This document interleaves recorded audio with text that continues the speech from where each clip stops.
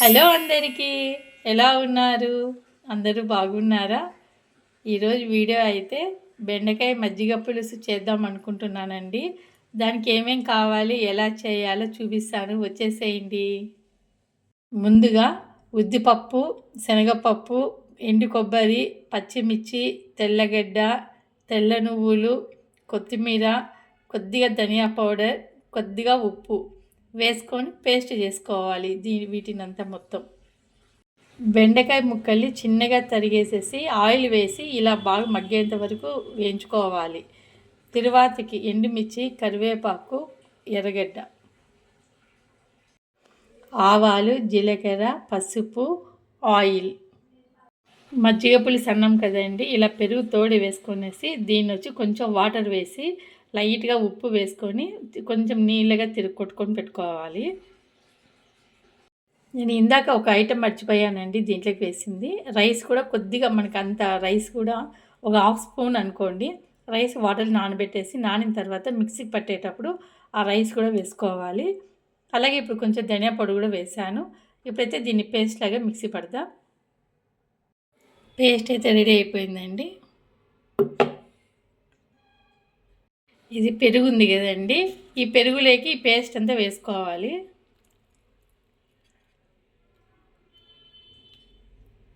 మొత్తం అంతా వేసి కలుపుకోవాలి. ఇట్లా మొత్తం జార్లో అంతా ఇలా పెరుగులోకి అంతా వేసేసి మిక్స్ చేసుకోవాలి.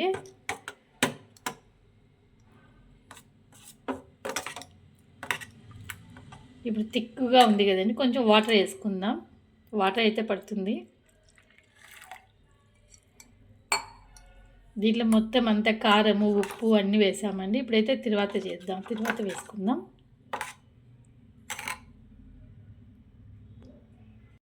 ఇప్పుడైతే ముందుగా స్టవ్ మీద గిన్నె పెట్టుకొనేసి ఆయిల్ వేసుకుందామండి. తిరువాత వేద్దాం కర్రీకి.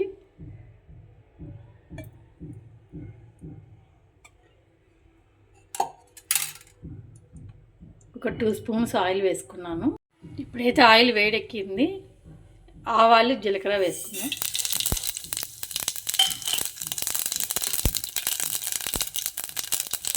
అలాగే ఆనియన్,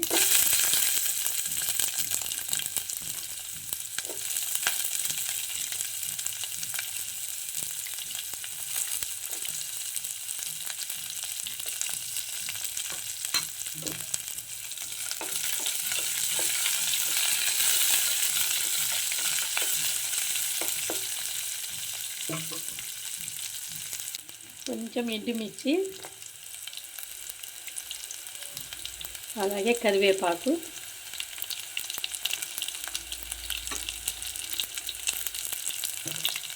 తరువాత కొంచెం మగ్గాలి.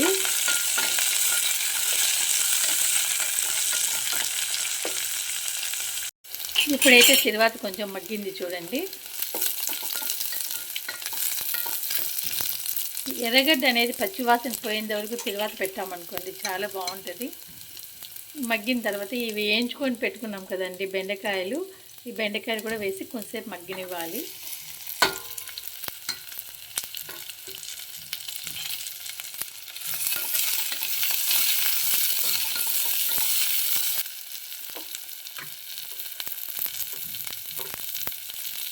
కొద్దిగా పసుపు, మంట సిమ్లో పెట్టుకుని చేసుకున్నాం, లేదంటే మాడిపోతుంది. ఈ మజ్జిగ పులుసు చాలా బాగుంటుందండి రైస్లోకి.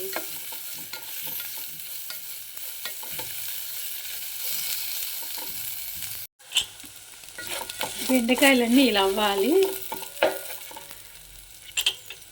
ఇలా అయిన తర్వాత మనం ముందుగా మజ్జిగలో పేస్ట్ వేసి పెట్టుకున్నాం కదా, ఈ మజ్జిగ పేస్ట్ అంతా వేసి దీంట్లోకి వేసుకోవాలి.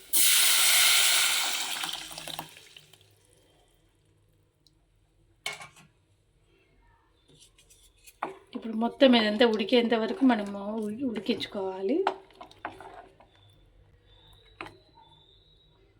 అంత పసుపు, ఉప్పు, కారము అన్నీ వేసామండి. ఇప్పుడు ఏం మనం వేయాల్సిన అవసరం అయితే లేదు. ఇది చిన్న మంట పెట్టుకొని బాగా ఉడికించుకొని కొంచెం థిక్నెస్ అయిన తర్వాత దింపుకోవాలి. అంతే, మజ్జిగ పులుసు రెడీ అయిపోతుంది. కొంచెం ఉడికనిద్దాం. మనం దీంట్లో రైస్ కూడా వేసాం కదండి. ఇది ఏమంటే రైస్ వేయడం వల్ల కింద అడుగు అనేది పడుతుంది, మాడిపోతుంది. అప్పుడప్పుడు కొంచెం ఉడుకు పట్టి ఉడికేటప్పుడు అంతా కొంచెం అలా కలిపెట్టుకుంటూ ఉండాలి. కొంచెం ఉప్పు తక్కువ ఉందండి, కొద్దిగా ఉప్పు వేసుకుందాం. మనము కర్రీ చేసేటప్పుడు ఉప్పు వేయలేదు కదా, మనం మసాలా పెట్టినప్పుడు మాత్రం ఉప్పు వేసాము. ఇదిగోండి,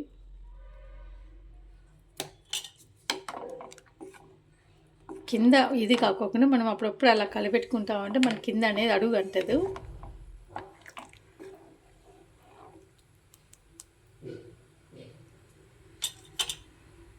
ఇప్పుడు చూడండి, ఇప్పుడైతే ఉడుకుతూ ఉంది.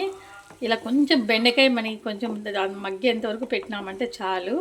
అప్పుడే ఆల్రెడీ మగ్గించాము, ప్లస్ తిరువాతలు కూడా మగ్గించాము. ఇది కొద్దిసేపు ఉడికితే చాలండి, బెండకాయ ఉడికిపోతుంది.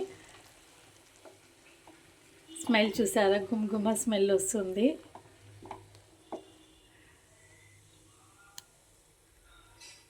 ఒక 5 మినిట్స్ ఉడకనిద్దాం. ఇప్పుడైతే బెండకాయ ఉడికిపోయింది. ఇంకా స్టవ్ కట్ చేద్దామండి.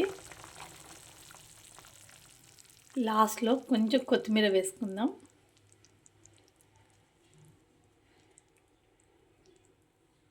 మన బెండకాయ పులుసు రెడీ అయిపోయిందండి.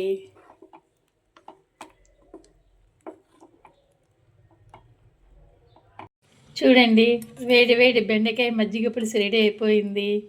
ఈరోజు బెండకాయ మజ్జిగ పులుసుతో పాటు బెండకాయ మజ్జిగ పులుసు కూడా చేశానండి. ఇది వచ్చి మసాలా వేయకుండా మెంతి, జీలకర్ర ఇవన్నీ వేసి చేస్తాము. ఇది కూడా చాలా బాగుంటుంది. ఇదైతే ముద్దలేకైతే చాలా బాగుంటుందండి. కానీ ఇది కూడా ఒక్కరోజు వీడియో చేసి చూపిస్తాను. ఇది వచ్చి తోటాకు తాలింపు. ఈరోజు అన్నీ మా వంటలు మీకు నచ్చినట్లయితే లైక్ చేయండి, షేర్ చేయండి, సబ్స్క్రైబ్ చేసుకోండి. మరిన్ని వీడియోస్తో మళ్ళీ కలుస్తాను. బాయ్.